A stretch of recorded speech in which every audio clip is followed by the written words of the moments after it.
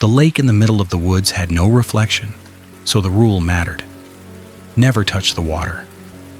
At 1:52 a.m., my glove brushed the surface by accident, and the security camera on the dock recorded me twice. Rules are supposed to keep people safe. This one kept the lake safe. The pump station sat back from the shoreline like someone had tried to hide it behind pines and shame. A chain link gate, a gravel spur, one small building with a single door and a keypad that always made me type slower than I wanted to. My performance probation ended at dawn, which meant I could not call in sick, could not miss a round, could not leave early to make my supervisor happy. One more write-up and I lost the job, and my truck got repo locked before my next paycheck cleared. The station sounded wrong the second my glove got wet. The steady hum under the floor cut out, not fading, not sputtering, just gone, and my ears filled with the thin hiss of my own breathing.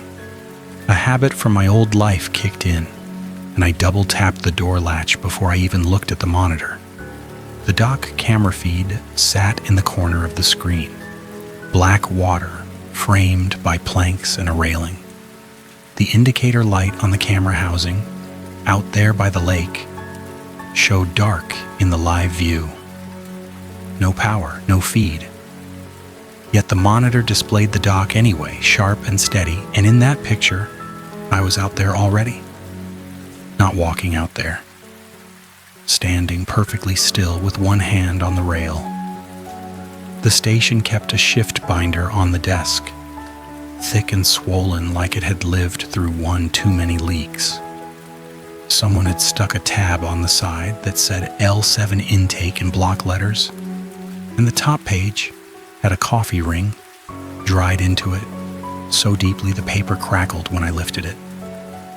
My supervisor loved forms. If a form existed, he trusted it more than a person. A laminated card slid from the binder when I moved it, tacky at the edges where the plastic had started to peel. Someone had initialed the bottom corner with a quick, slanting scribble. The first line was underlined so hard the ink bled. Never touch the water. The next lines were shorter, clipped like a warning label. If the lake shows you a reflection, close the hatch. One contact is contamination. Second contact is consent. Keep both boots on the planks. The dock camera out there in the dark showed my boots on the planks already. The version of me on the screen had its head angled down toward the water like it was listening. Keep it simple.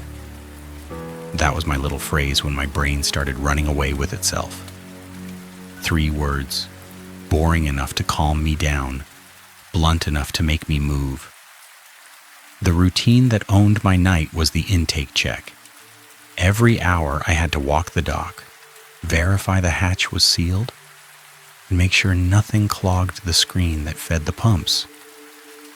The water district called it critical infrastructure. My supervisor called it a job that any idiot could do. My probation file called it a reason to fire me. I grabbed the pole with the hook on the end, the one meant for pulling debris without leaning over. The grip felt dry and chalky, but my wet glove left a dark print on it anyway. That little stain bothered me more than it should have because it proved contact had already happened. The dock door was a metal fire door set into the back of the station. It led to a short walkway, and then the planks over the water. I opened it and paused on the threshold, trying to pin my body in space the way I was trained. My boots were on concrete. The only light came from the station doorway and my headlamp. The exit back inside was behind me, within 1 step. The pole rested against my thigh. The water waited under the planks, silent, black, and flat enough to swallow starlight without giving any back. No reflection, not in the water, not in the sheen, not even a dull smear of the headlamp beam. dock camera sat on a post to my right, fixed toward the hatch. A ring of old adhesive circled the lens housing, like someone had once taped it over and then peeled the tape away in a hurry. I noticed it, filed it as sloppy maintenance, and moved on. The first planks creaked in a pattern I knew, because I counted my steps when I got nervous. Not on purpose. It was just something my body did when my mind was busy lying to itself. Halfway down, the air changed. It smelled like wet iron from the intake grate, sharp and clean, the kind of smell that clung to the back of your throat. The pump hum stayed gone. No insects either. No night birds. The woods held its breath. At the hatch, the pole hook caught a rope line someone had left tied to the rail. That made no sense. Nobody was supposed to fish here. The district posted signs at the gate, and my supervisor threatened trespass charges like he enjoyed saying the words. The line ran over the water and disappeared into the black. The version of me on the monitor, back inside on the desk screen, had that same line in its hand. A thought landed hard enough to hurt. If the camera is showing me out here and I am out here, which one is the station going to believe? My radio, the one clipped to my vest, crackled once and then went dead. I pressed the talk button anyway, more out of stubbornness than hope. "Station check," I said. Static answered, then a voice that matched mine too closely, except for one wrong vowel. One syllable shifted like a cheap recording. "Station check." My thumb slipped off the talk button. The laminated card had a line I had not read yet because my eyes kept skating back to the underlined rule. If a line snags, cut it. Do not pull. The rope in front of me twitched. Not a yank, not a fish tug. A slow, gentle tightening, like something had lifted the other end and tested the weight. The stupid part of my brain said animal. The part of my brain that had survived other jobs said, no animal holds tension like that. I should have cut it right there, taken the loss, written it up, accepted the write-up, accepted the humiliation. Probation or not, that was the clean choice. My supervisor's voice lived in my head, though, and it made me greedy in a small, quiet way. If I brought him proof of trespass gear, if I logged it and bagged it, I could turn the whole night into a win. Keep it simple. I pulled. The line came up heavy, dragging along the underside of the planks with a wet scrape that turned my stomach. Something bumped the rail. A slick coldness slid along my wet glove, and I realized the rope itself had soaked through. Contact through a tool still counted as contact. The card did not care about loopholes. On the surface, the water did not ripple. The black just opened its mouth around the rope and let it pass. The thing that broke the surface was not a fish. It was a hand. My hand, not a severed hand. A whole arm rising, pale, under the headlamp. Skin puckered and swollen from a long soak. Fingers clenched around the rope, with a grip that looked tired, like it had been holding on for hours. Then a face came up behind it, and the breath in my chest went thin. It was me, mouth open, lungs working, eyes wide and furious, water streaming off my hair without making a splash. The lake doesn't drown people, it replaces them. That line came out of my mouth in my own voice, soft and flat, like my brain wanted it to be a joke.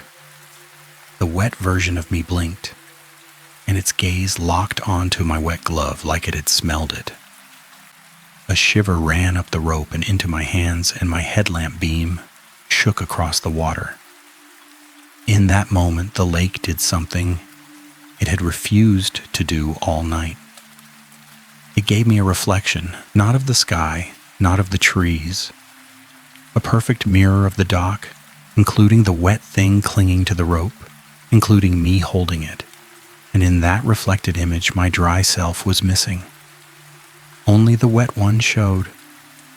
The laminated card line came back with a clarity that made my teeth ache. Second contact is consent.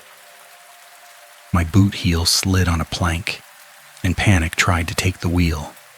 I jerked backward, yanking the rope, because my body wanted distance more than it wanted sense. The wet version of me smiled like it recognized the mistake. Something moved under the surface, not visible, only suggested by the rope tightening and the wet arm lifting higher. A shoulder rose, a chest. It kept breathing. It kept coming. I did the only competent thing left and cut the line. The blade on my multi-tool felt too small in my shaking fingers, but it bit through the rope with one hard saw. The wet hand stayed clamped on the part that fell back into the lake. The other end snapped against my knuckles and left a red welt. The wet version of me did not drop. It held on to nothing, hung in the air for one impossible second, then slid back under without a splash.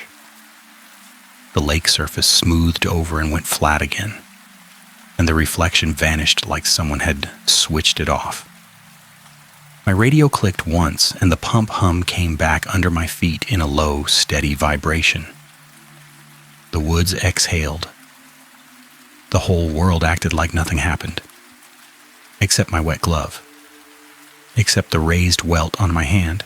Except the dock camera, which had no power, showing a clear feed anyway. I backed away from the hatch with both boots still on the planks, because that rule was suddenly the only thing in my life I trusted. My stress reflex hit again at the dock door. Double tap the latch, confirm the metal, feel the click. Inside, the station smelled like warm dust and old coffee, and my body wanted to pretend the lake belonged to a different world. The mirror over the little sink in the corner did not help. My face was there, but the center of it looked smudged, like the glass had grease on it. When I wiped the mirror with my dry hand, the smudge did not move. The smudge blinked. I turned the monitor brightness down and rewound the dock camera feed. The mouse felt slick in my damp glove. The video jumped back, played forward, and every time it reached the moment the wet hand broke the surface, the picture skipped a beat. Not a stutter. A clean missing slice. The same missing slice every time. I tried a different camera angle, the one aimed at the gate down the gravel road. That feed looked normal, no missing slice. The indicator light matched reality. Only the dock camera lied. My first explanation, the one I wanted, was sabotage. Somebody had wired a loop into the dock feed to mess with the new guy on probation. Somebody knew my supervisor could fire me over a panic call. The second explanation sat heavier. The lake was using the camera as a witness, and witnesses mattered. The binder had another sheet behind the laminated card, stapled in like someone wanted it seen. The paper was thin and worn, toner faded, and the staple shadows made little rust freckles around the holes. A line near the bottom had been smeared, either by water or by a thumb that was not dry. The typed paragraph mentioned the dock camera in plain language, the kind my supervisor used when he tried to sound helpful. It said the station required visual verification for liability. It said to keep the lens clean. It said to document anomalies with a still image. Then it said something worse, and the words felt like a trap as soon as I read them. If the camera shows a duplicate, do not interrupt the feed. Below that, in the smeared line, only 3 words were readable. Clean it, do.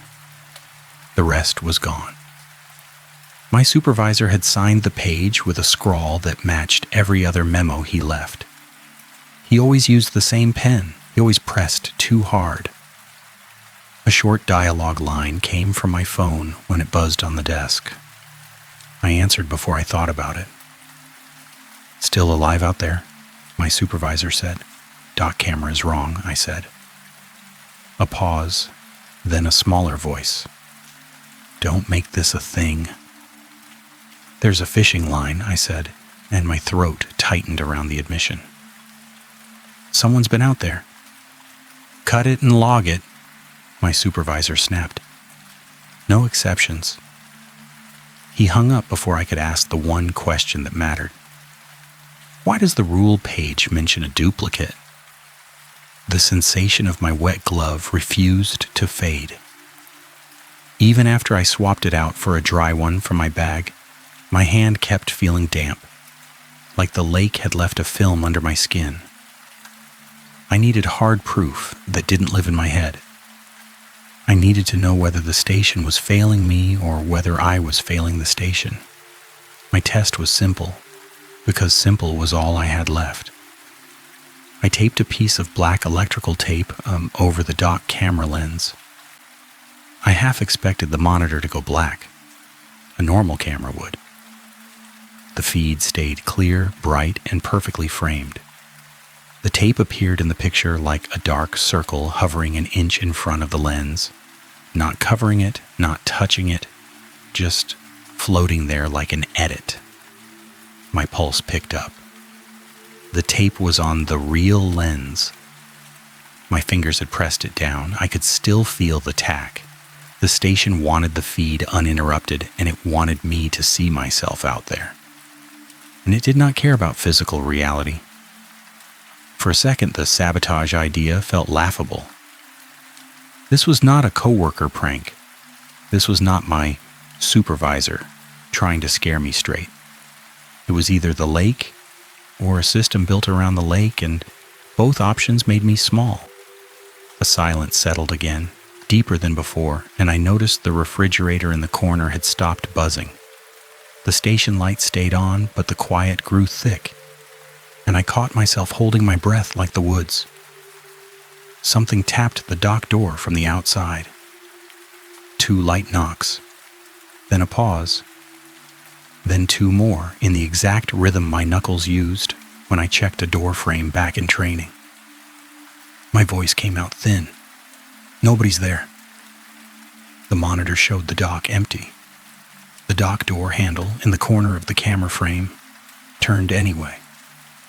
The laminated card line about boots on planks flared hot in my mind, because if the handle turned, somebody was on the planks. I locked the dock door and stepped back. The latch felt solid. I tapped it twice without meaning to, and my fingers came away dry. A new line of text appeared in the dock camera feed. Not as a label, not as a timestamp, just a faint caption burned into the corner in the same blocky font the camera used for settings menus. It read, "Hands stay dry." I stared at it because the phrase landed like a rule and a warning and a joke. Then the caption vanished, leaving the empty dock, leaving the dark water. The first real fear spike hit then. Not the creature fear, not the supernatural fear, the human fear, the fear of being blamed.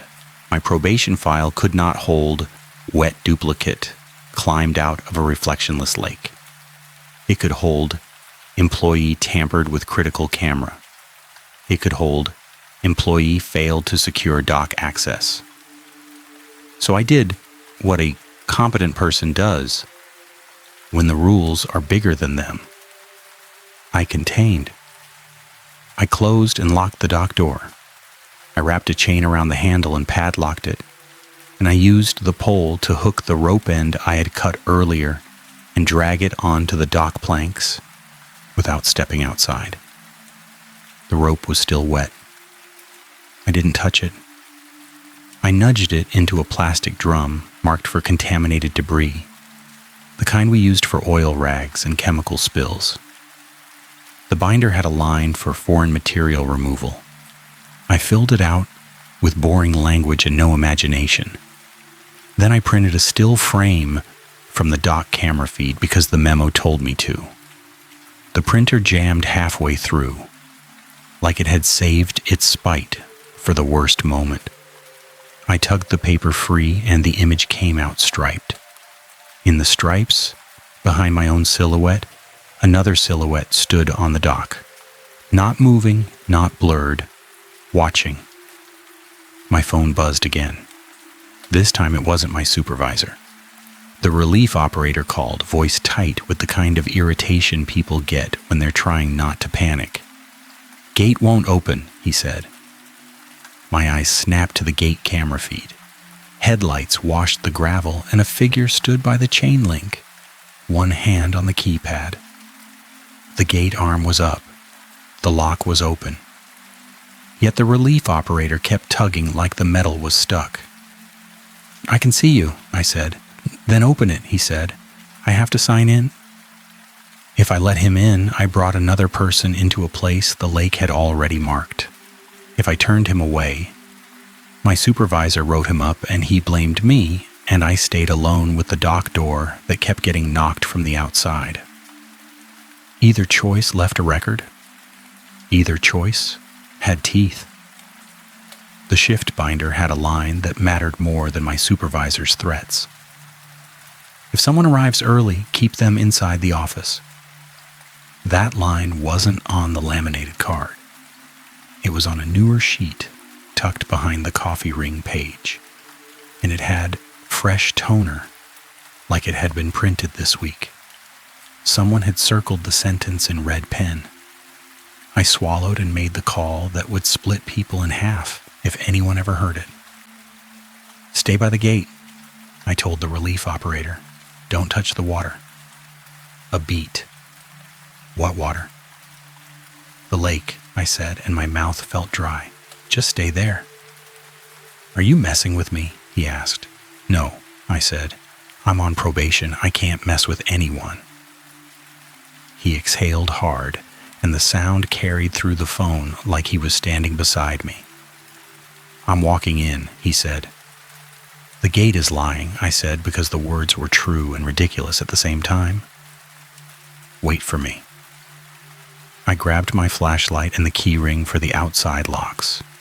The keys clinked against my palm, cold and familiar, and for a second my brain reached for an old term from another job. Backwash. Wrong word. Not backwash. Backflow. I corrected it silently and moved, because the correction didn't matter if the relief operator put a hand on the lake. The gravel outside felt loose under my boots, and my headlamp beam skated across pine trunks, across scrub, across the black surface glimpsed between branches. The lake swallowed the light without giving it back. At the gate, the relief operator stood with his hands tucked under his arms, shoulders hunched against nothing I could name. He looked normal. His eyes tracked my light like any tired person would. "Show me the lock," I said. "It's open," he said, "but it's closed." I reached out and took the chain link in my gloved hand, metal under my fingers, a simple physical truth. The gate did not move. I pulled again, harder. The gate rattled, but the opening stayed tight. The relief operator leaned in, frustrated, and his hand drifted toward the mesh. "Don't," I said, sharper than I meant. He froze. "Don't what?" "Don't put your hands through," I said. "Just don't." He stared at me like I was the problem. Maybe I was. A line of small writing scratched into the gatepost caught my eye, right where the keypad sat. It wasn't a printed label. It was done with something sharp, uneven, like a knife point. "Cut the line." Under it, another phrase, lighter, like it had been etched later. "Keep it clean." My stomach dropped. That was the memo. That was my supervisor's language. That was the station's obsession. The lake didn't care if the camera lens was clean. The system did. I didn't notice it then, not really, not in the way that mattered, because my focus stayed on keeping the relief operator's hands away from the mesh. But that carved phrase lodged in my head like a splinter. I made a choice with my body instead of my mouth. I stepped between him and the keypad, and I used the keys to unlock the pedestrian gate on the side, the one that bypassed the main arm. It squealed when it opened, high and ugly. The relief operator flinched. "You never use that." "Tonight I do," I said. He started to argue, then stopped when his eyes caught my wet glove hanging from my belt, the one I hadn't thrown away because it felt like evidence. His face tightened. "Did something happen?" he asked. And for the first time, his voice went careful. Something moved in the lake behind the trees. Not a ripple, not a splash, just a shift in the darkness like the surface had turned its attention. "We go inside," I said. "Now." The relief operator followed me back to the station, and the whole way my skin crawled with the feeling of being watched by something that didn't need eyes. Inside, I locked the door, double-tapped the latch, and forced myself to speak, like a competent person instead of a terrified one. "The dock camera feed is wrong," I said. "It shows duplicates." He stared at the monitor, at the empty dock. "I don't see anything." "Rewind it," I said, and my fingers hovered over the mouse. "Don't look away." He gave me a look. "You're telling me not to blink?" "I'm telling you the station cares when we witness it," I said. He snorted, but the sound didn't have humor in it. "Maybe this is a test." That line hit like relief and poison. If it was a test, my supervisor had set it up, and my whole life depended on playing it right. If it was not a test, my whole life depended on not playing it at all. I rewound the feed and let it play. The missing slice happened again, clean and identical. The footage jumped over the moment the rope broke the surface, and then the dock was empty. The relief operator leaned closer, squinting. "That's just a glitch." "The camera has no power," I said. He looked past me through the window toward the dock post. The indicator light should have been dark in the real world. The monitor should have been black.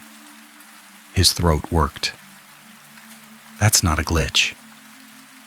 A new sound started, far enough away that it could have been part of the building. A slow, wet, page-turn noise, like someone flipping paper with fingers dipped in water. It repeated, steady, coming from beneath the floor.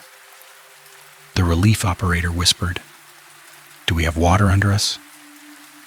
"We have pipes," I said. The page-turn sound moved closer, not louder, just nearer, until it felt like it was happening in the room with us.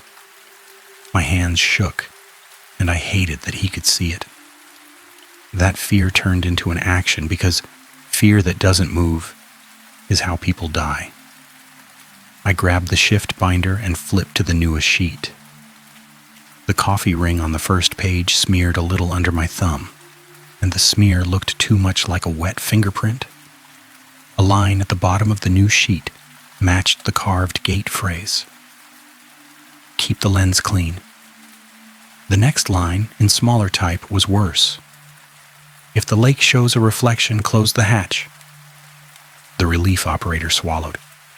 "The lake doesn't reflect." "It did," I said. His eyes flicked to the sink mirror. The center of my face stayed smudged, like my features didn't want to settle. He tried to laugh again and failed. "So what do we do?" The handwritten note I had ignored earlier flashed in my mind.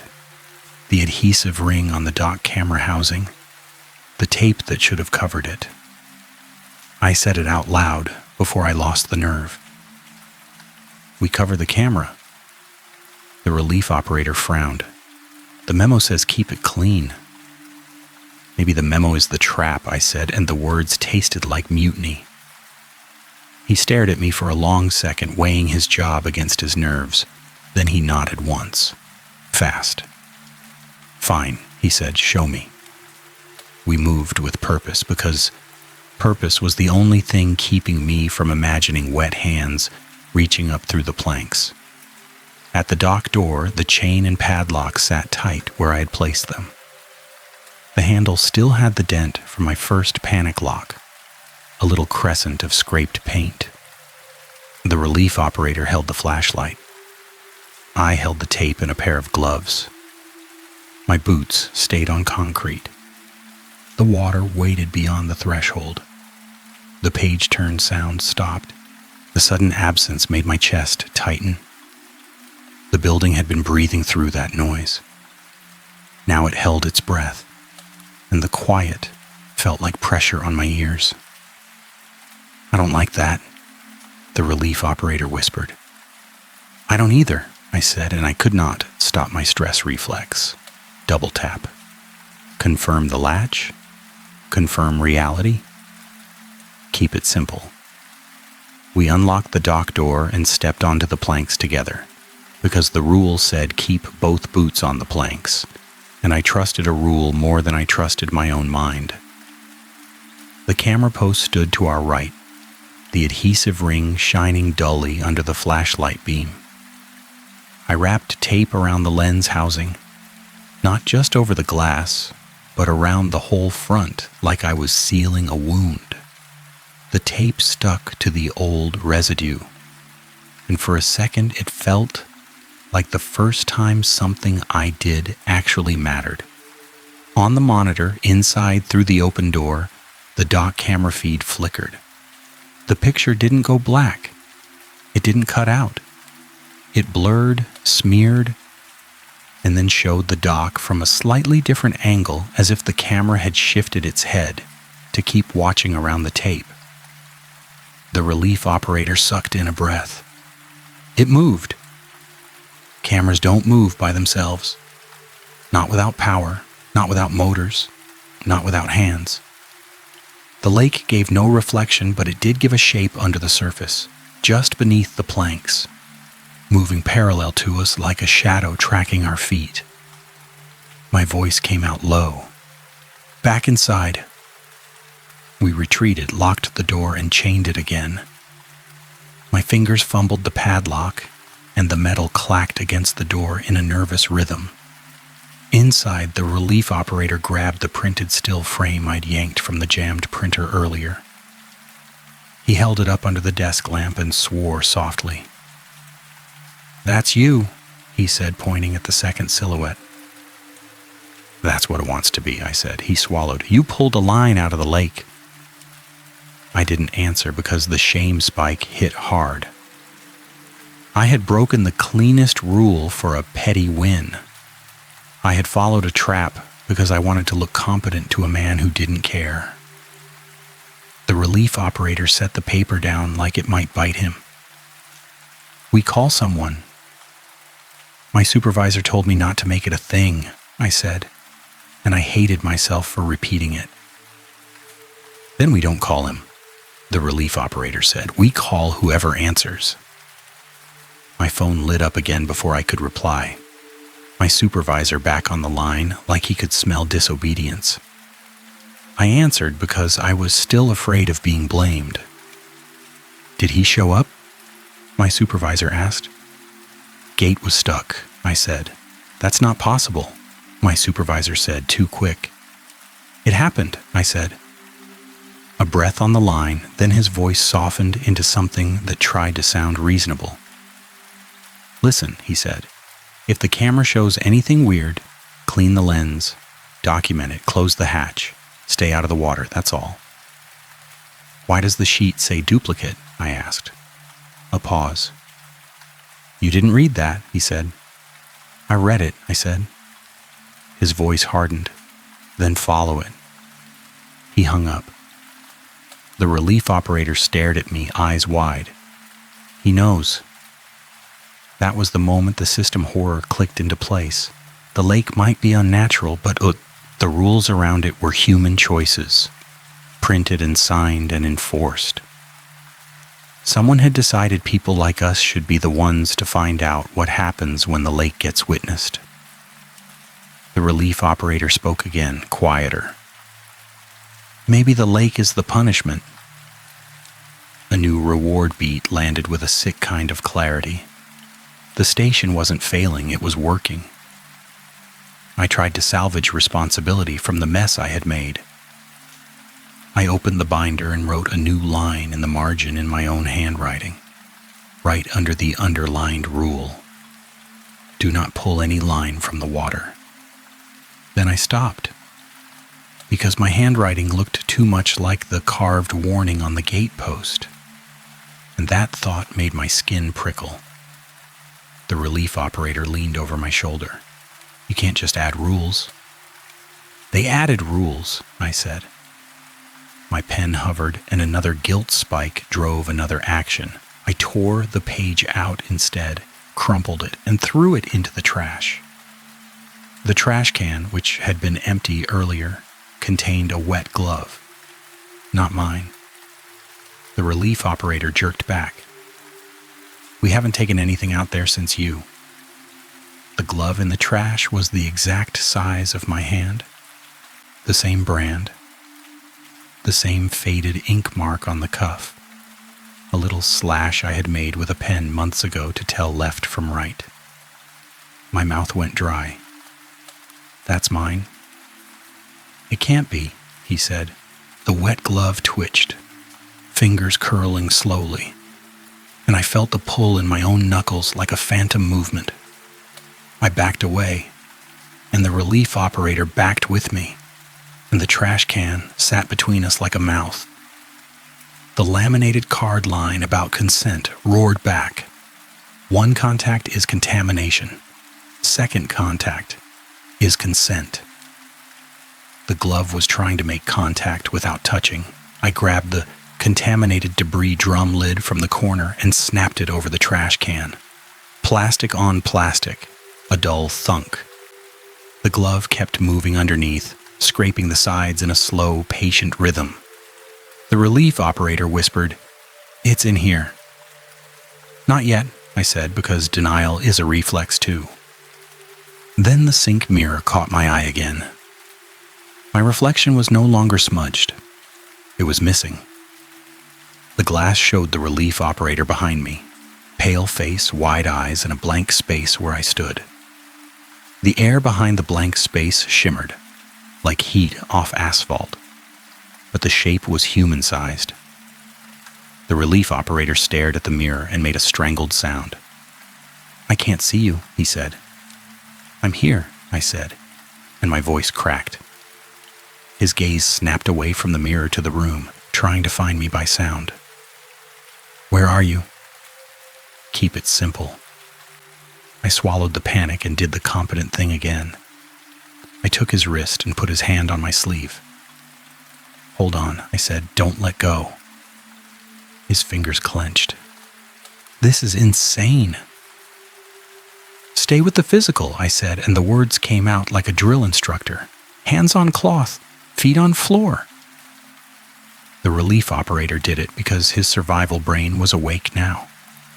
The station lights flickered once, not the slow dim of a power sag, but a quick blink, like the building had shut its eyes.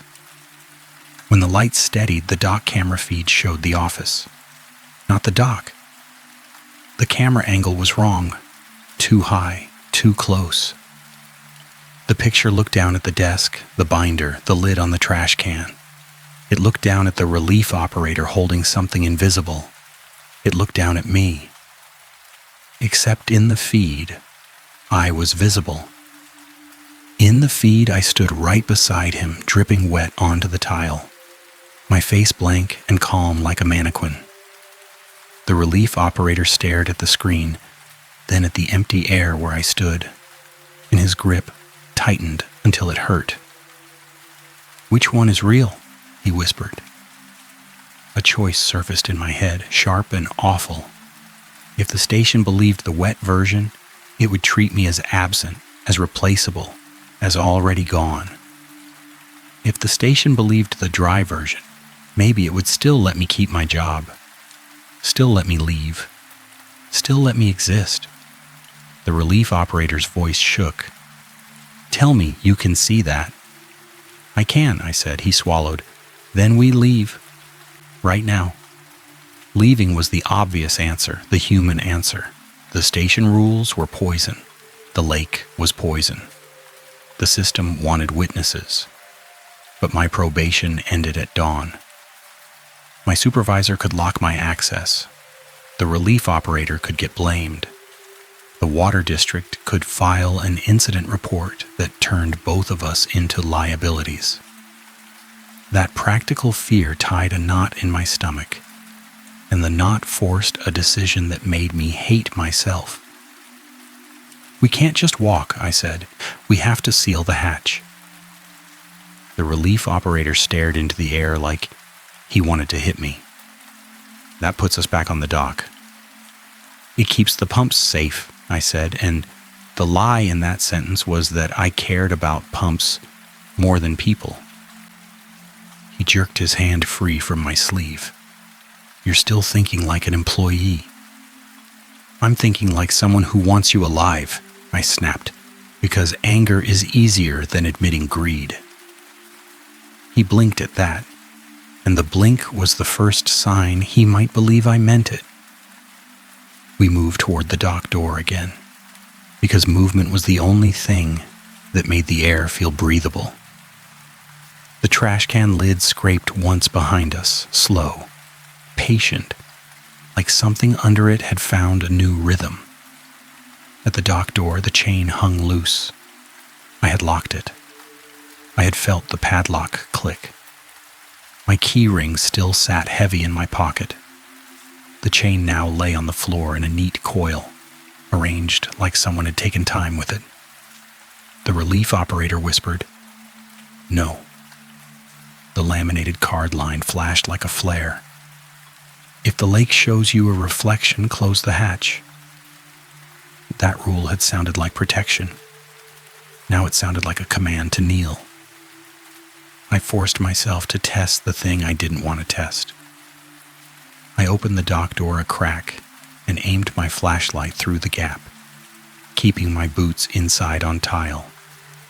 The dock was empty. The water was flat.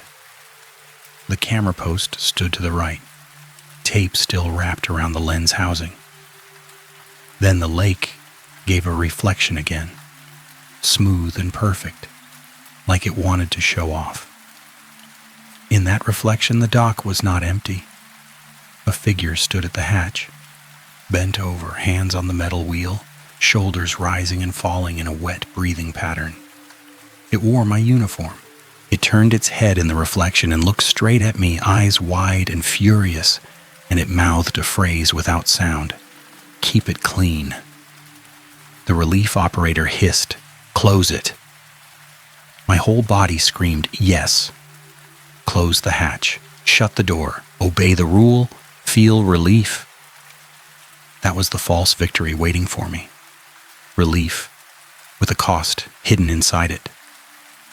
Instead, I did something I didn't want to do. I broke the rule on purpose. I opened the dock door fully and stepped onto the planks. The wood felt colder than it should, the chill rising through my soles, like the lake was trying to touch me through the boards.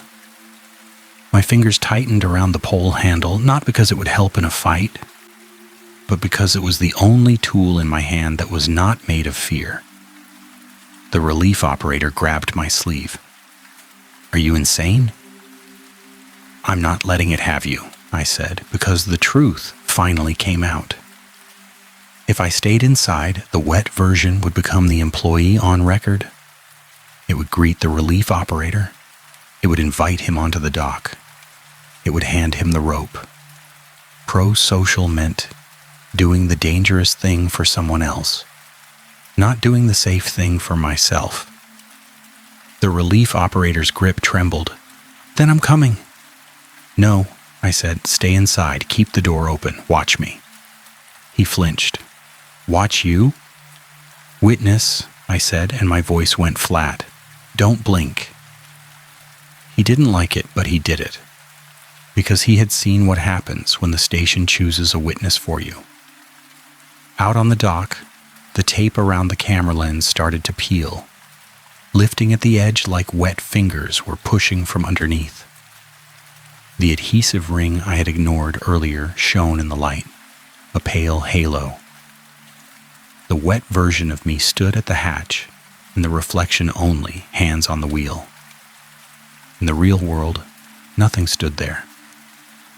I approached the hatch anyway because sometimes the only way to prove something is to walk into the part of reality that wants to deny you.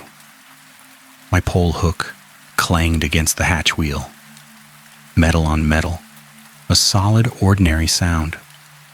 The wheel turned.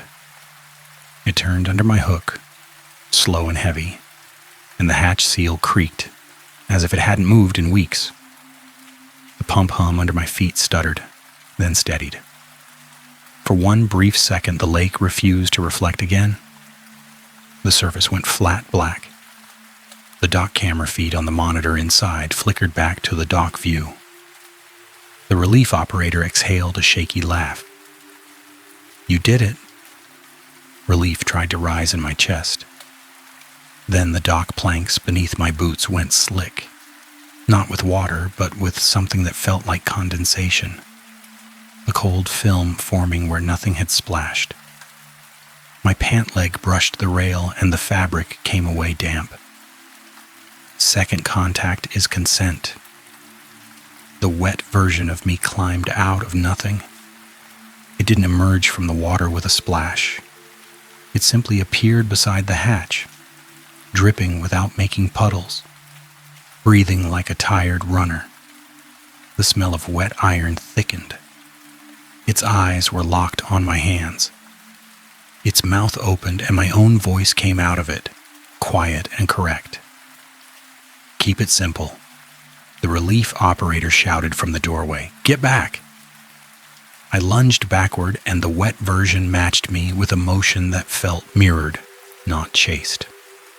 Its hand closed around my wrist, and the touch was colder than the planks, colder than winter metal, a cold that didn't bite so much as erase. My skin under its fingers went numb instantly. The wet version leaned in, close enough that I could see my own pores swollen with water, and it whispered, "Hands stay dry." The phrase hit like a joke, because its hand was soaking my wrist. I yanked my arm and twisted, but it held me with the same strength I had in training, the same angles, the same leverage. It wasn't stronger than me. It was me, without hesitation.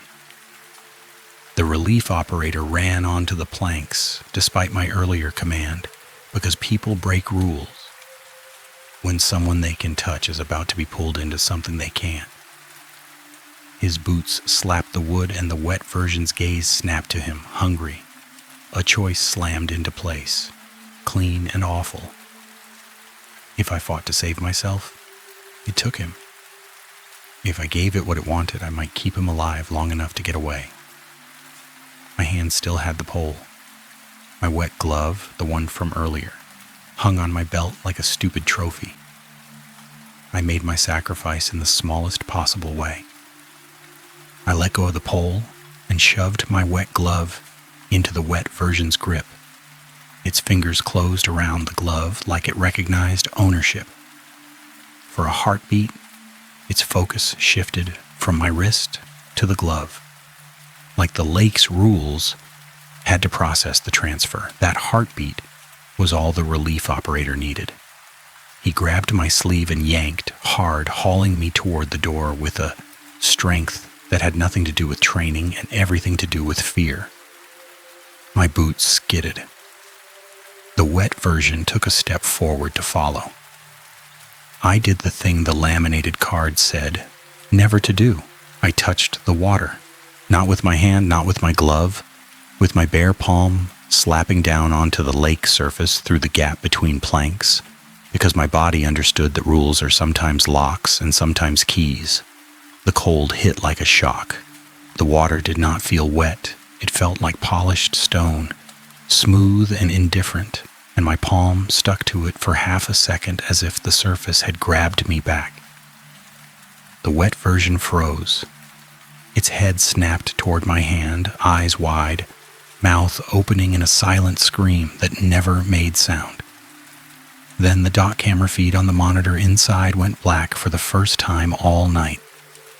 In that darkness, I saw my reflection. Not in the lake, in the black screen. My face stared back at me clear and sharp, and the eyes in the reflection were not mine. They were too calm. The relief operator dragged me the last few feet into the station and slammed the dock door. The chain clattered. The padlock clicked. His hands shook so badly he missed the latch and had to do it twice. The wet version hit the door from the other side once, not a pounding, just a firm push, like it was testing a seal. The relief operator gasped. "Did it follow you?" My palm burned with cold. The skin looked normal, but it felt wrong, like my hand had become a place where warmth couldn't stay. "I don't know," I said, because honesty was all I had left. The station monitor, the one that had shown the dock feed, flickered back to life. It displayed the office again, looking down at us from too high an angle. On the screen, the relief operator stood alone, hands empty. On the screen, I was not there. The relief operator stared at the feed and started to shake. Not from cold, from the simple human realization of being left alone with a thing that could erase proof. "You can't leave me," he whispered. "I'm not leaving," I said, and my voice came out wrong, enough flatter than it should. He flinched. "Where are you?" I looked at the sink mirror. My reflection stood there, centered, calm, eyes too steady. It wore my uniform. It held my wet glove in one hand, like a prize. Behind my reflection, the real room was empty. I felt my own body beside the relief operator, felt my boots on tile, felt my palm burning cold. But the mirror and the monitor agreed on one truth. The station had chosen. The relief operator's phone buzzed on the desk, and he snatched it up like a lifeline. "My supervisor," he said, voice shaking. He put it on speaker. My supervisor's voice filled the office with practiced irritation. "Did you close the hatch?" my supervisor asked. The relief operator swallowed. "Yes." A pause, then satisfaction barely hidden. "Good. Keep the lens clean. Document everything. Stay out of the water." The relief operator stared at the mirror, at the calm reflection holding my glove. His voice broke. "He's right here." My supervisor's tone didn't change. "No, he's not." The line went dead. That was the final proof I couldn't ignore. The supervisor didn't believe in the lake, or didn't care, or had learned how to talk like the station, so the station listened. Either way, the system wasn't going to rescue me. I made one last competent move. Because competence was the only part of me the lake hadn't replaced yet. I grabbed the printed still frame and the laminated card and the smeared memo page, and I shoved them into a plastic evidence bag from the cabinet. I wrote a short note in plain language and taped it to the inside of the office door where the next person would see it.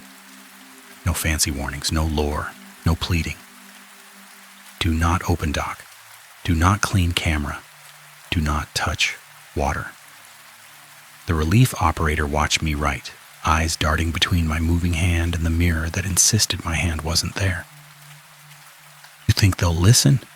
he whispered. "They'll listen to paper," I said, and the bitterness in my mouth surprised me. My phone finally showed a signal, one stubborn bar. I opened the email app, attached the dock camera clips, attached a photo of the mirror showing the empty space where I stood, and I sent it to the generic compliance address printed on the inside cover of the binder. A moment later, the message vanished from my sent folder. Not failed, not bounced. Gone. The relief operator made a small choking noise. It deleted it. It moved it, I said, because the truth had shifted. The system didn't erase evidence. It relocated it to where it could be controlled. The station lights blinked again. When they steadied, a new folder appeared in my drafts list, one I had never made, labeled with 2 characters, L7. My stomach turned. The code wasn't an address. It was a mouth. Inside that folder, my sent message sat, neatly filed, marked as reviewed. The relief operator looked at me with wild eyes. It already knew. My reflection in the mirror lifted my wet glove and pressed its palm to the glass, leaving a smear that looked exactly like my missing face had earlier. Its lips moved. No sound. But I could read the phrase. Hands stay dry. The relief operator backed away from the mirror, shaking his head like he could shake the image loose. "What do we do?" he asked. My answer came from the last place it should have. A torn strip of paper stuck under the binder, something I hadn't noticed because it blended with the desk clutter. It was a handwritten note, ripped from the station's intake sheet, ink smeared in one spot like someone had written it with wet fingers. The only clean line read, "Do not clean the lens." Below it, half a sentence survived the smear. "Let the tape." The rest was gone. My pulse steadied in a strange way. That was the unofficial rule, the one that contradicted my supervisor, the one that sounded like paranoia until the monitor angle proved that paranoia was just delayed truth. I took the roll of electrical tape, and without asking permission, I covered every reflective surface I could reach. The sink mirror, the dark monitor screen, the window glass, even the chrome on the faucet. Tape on glass, tape on plastic, tape on anything that could witness me back. The relief operator stared like I was losing my mind. "You're making it blind," he said. "I'm making it hungry somewhere else," I said. The station went quiet again, but this time the quiet felt less like pressure and more like distance. The page-turn sound under the floor faded out, not stopping, just receding, like whatever had been listening didn't like being ignored. The relief operator's shoulders sagged. "Is that it?" Relief tried to rise again, weaker now, cautious. Then the dock door handle turned. The chain tightened with a metallic groan. The padlock held. The relief operator jumped, eyes wide. A voice came through the radio, even though the radio was still off. Volume knob turned all the way down. It was my voice, calm and correct. "Keep it clean." The relief operator whispered, "It's still here." I couldn't see myself in any surface now. Tape had stolen every witness. But my palms still burned cold, and my body still felt slightly unreal, like the station was holding me at arm's length. Dawn light eventually thinned the black at the edges of the windows. I didn't sleep. I didn't sit. I stood with the relief operator by the office door, both of us watching the dock door chain, like it was the only thing between us and replacement. When the day crew truck finally crunched up the gravel, the gate opened for it like nothing had ever been wrong. The supervisor's voice came through the phone again, bright with routine. "Morning," he said, like we were just 2 employees who had done their jobs. The relief operator looked at me, a question in his eyes that didn't need words. If we told the truth, we got fired. If we stayed quiet, the lake got fed again. My choice was already made because I couldn't undo touching the water, and I couldn't undo the system filing my evidence as reviewed. I opened the station door and handed the taped-over binder cover to the first worker who stepped out. A man in a clean vest who looked at us like we were an inconvenience. "The dock is closed," I said. "Do not clean the camera." He frowned. "Who are you?" The relief operator stepped in fast, protective. "He's on nights." The day worker squinted at the taped-over mirror inside, then at the dock, then at the binder tab. "L7?" he said. "This is the weird one." The supervisor's voice snapped through the phone, sharper now. "Get off my sight," he said.